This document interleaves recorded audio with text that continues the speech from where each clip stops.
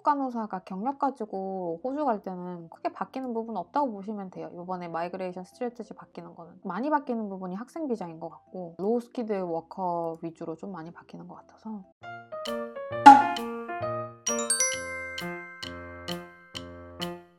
끝까지 다 읽어보진 않았어요. 이게 되게 길거든요. 뭐 한 99페이지 되는데 굳이 다 읽어보진 않았고 그냥 우리 필요한 부분에 대해서 좀 봤고, 보면서 느낀 거는 호주에 필요한 스킬들을 가지고 있는 사람들을 가장 젊을 때 빠르게 정착할 수 있게 만들겠다, 뭐 약간 이런 느낌인 것 같아요. 템포러리 스킬드 마이그레이션에 대해서 좀 더 손을 많이 보겠다, 그리고 정말 괜찮은 스킬을 갖고 있는 사람들은 다른 나라에서 채가기 전에 어떻게든 데리고 오겠다, 뭐 이런 정도로 생각을 해주시면 될 것 같고, 그래서 뭐 어떤 게 생기냐면 영주권에 대해서 확실하게 패스웨이를 좀 만들어주고 싶어 하는 것 같아요. 예전 같은 경우에는 쇼텀으로 일을 하는 사람들한테는 똑같은 인플로이어 내에서 뭐 몇 년 이상 근무를 해야 되는데, 그게 만약에 인플로이랑 사이가 안 좋아지면 다른 데에 취업을 해가지고 그러면 그땐 다시 처음부터 시작을 해야 되고 막 이런 식이다 보니까 계속 워크 비자로만 남아있는 뭐 이런 사람들이 좀 있었던 건가 봐요. 쇼텀 워크 비자를 갖고 있던 사람들한테도 영주권으로 갈 수 있는 그런 길들을 좀 만들겠다, 뭐 이런 얘기고요. 원래 일을 하고 있던 데에서 뭐 그만두게 된다면, 원래는 한 60일 정도밖에 시간을 더 안 줬는데 이제는 한 180일 정도 다른 직업을 찾을 수 있을 시간을 넉넉하게 주겠다. 인플로이어들이 필요한 외국인 노동자들을 편하게 고용할 수 있게 부담을 줄이는 것 같고, 뭐 이런 거 좀 바뀌는 것 같아요. 그래서 보다 보면 이 사람이 영주권이나 워크비자를 받을 정도의 실력을 갖고 있다면, 한 번 너가 받았어? 그러면 너는 인증된 사람이니까 호주에 남을 수 있도록 도와줄게, 뭐 이런 느낌이에요.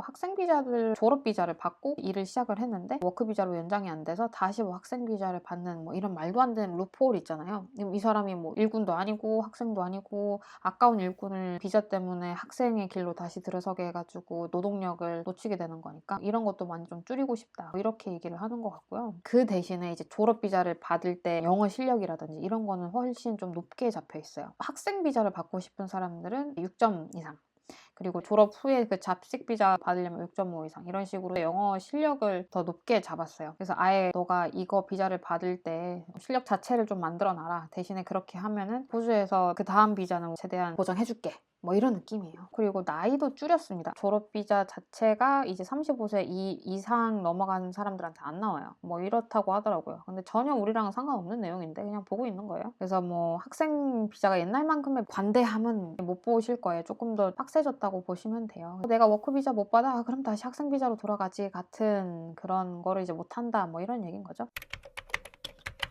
워킹 홀리데이 관련해서 또 보고 싶은 게 있다면, 아직까지 확실하게 뭔가를 만들어낸 건 아닌데, 워킹 홀리데이로 오신 사람들이 대부분이 이제 낙농업에 취업 많이 하잖아요, 원예업이나. 그래서 워킹 홀리데이 메이커 프로그램을 잘 서포트 해가지고 오스트레일리아의 지방 지역 있죠, 그 지방 지역을 어떻게 활성화시켜 보겠다, 뭐 이런 스킴이 있는데 아직까지 확실하게 뭐가 나온 건 없어요. 확실하게 뭐가 나온 건 없는데, 이게 워킹 홀리데이 비자를 가지고 루럴 지방에서 뭐 낙농업이다 원예업 같은 거에 취업을 하면은 돈도 제대로 못 받고 아니면 고용주한테 완전 막 착취당하고 뭐 이런 경우도 많았었나 봐요. 그래서 그런 거를 좀 더 관리를 하면서 그런 사람들이 거기서 훈련도 받고 기간 좀 오래 돼야 좋은 스킬드 워커들이 될 거 아니에요. 그래서 그런 부분을 어떻게 좀 서포트를 해주겠다, 뭐 이런 내용이 있어서 혹시 뭐 워킹 홀리데이 비자로 루럴 지방에서 좀 일을 어떻게 해서 잘 하면 영주권까지 갈 수 있는 방법을 만들어 준다는 건지 확실하게 나온 건 없는데 앞으로 뭐 또 발표를 할 거래요. 그나마 좀 간호사랑 관련이 있을 법한 내용이 쇼텀 워크 비자 있잖아요. 쇼텀 워크 비자를 카테고리 3개로 나눌 거래. 카테고리 3개로 나눠가지고 이제 제일 높은 거는 스페셜리스트 스킬 패스웨이라고 해가지고 진짜 고소득 연봉자고 고스킬들 있잖아요. 고스킬 고소득 연봉자, 예를 들면 닥터, 의사들, 이런 사람들을 다른 나라에 뺏기기 전에 우리가 채워야 된다. 그렇기 때문에 이런 사람들한테는 굉장히 빠르게 비자를 줄 거다, 이렇게 얘기가 되어 있는 거고요. 근데 확실하게 뭐 어떤 오큐페이션인지는 얘기는 안 해줬어요. 그거는 뭐 나중에 나오겠죠. 근데 닥터는 내가 여기 봤을 때 여기 포함되지 않을까, 스페셜리스트니까. 그럴 것 같고요. 그래서 뭐 최소 13만 5천 불 이상의 급여를 받는 사람들, 그 사람들 한해서 7일 내로 워크 비자를 주겠다 뭐 그래서 굉장히 빠르게 채우겠다 뭐 이런 거죠. 기회 됐을 때 빨리 채울 것이다. 간호사는 이 정도까지는 뭐 널스 프랙티셔너가 되면은 되지 않을까? 아니면 CNS 되면 13만 5천 불이 넘을 수도 있을 것 같은데 뭐 그런 경우가 아니라면 아마도 우리는 여기에 해당될 거예요. 그래서 코어 스킬 패스웨이라고 해서 여기도 아예 대놓고 예로 ED 널스가 적혀 있거든요. Registered nurse who is helping a regional hospital's emergency department 뭐 이렇게 적혀 있어가지고 아마 대부분의 간호사는 여기에 해당될 거예요. 그래서 코어 스킬스 패스웨이라고 해가지고 뭐 지금 갖고 있는 TSS 비자라고 보시면 거의 맞을 것 같아요. 호주 내에서 직업 부족군이면서 급여가 7만 불 이상인가? 뭐 이렇게 정해져 있었던 것 같아요. 그런 직종들은 다 여기로 포함해서 단기 워크 비자를 받을 것 같고요.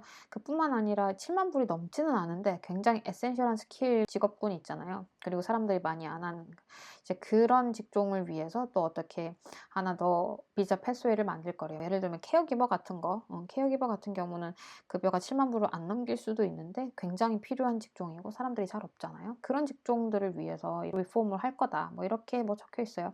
근데 뭐 자세하게 나온 거는 별로 없습니다. 워크 비자를 그런 식으로 좀 더 세세하게 나눠서 볼 거다. 뭐 이런 내용이 있는 거고 또 막 이런 것도 있어요. 그 막 many international graduate work below their skill level. 여기 ANZ SEO라는 게 있잖아요. 얘네들이 직종을 가지고 다 교육 레벨을 책정을 해놨단 말이에요. 굉장히 많은 이민자들이 레벨 5, 레벨 4, 레벨 3 저교육 직종군이라고 해야 되나요? 그래서 이런 곳에 많이 일을 하고 있다. 거의 50% 가까이 이렇게 적혀 있어가지고 그러면 간호사는 뭐지 하고 찾아봤는데 간호사는 레벨 1이에요. 그래서 뭐 이것도 우리랑은 딱히 상관이 없어. 그래서 한국에서 간호사 따고 호주로 간호 면허 전환해가지고 뭐 경력이나 아니면 영어 실력이 빵빵하다면 딱히 간호사 직종한테 어떤 영향을 뭐 좋은 영향을 줄 것 같지도 않고 나쁜 영향을 줄 것 같지도 않고 그냥 비슷하게 갈 것 같아요.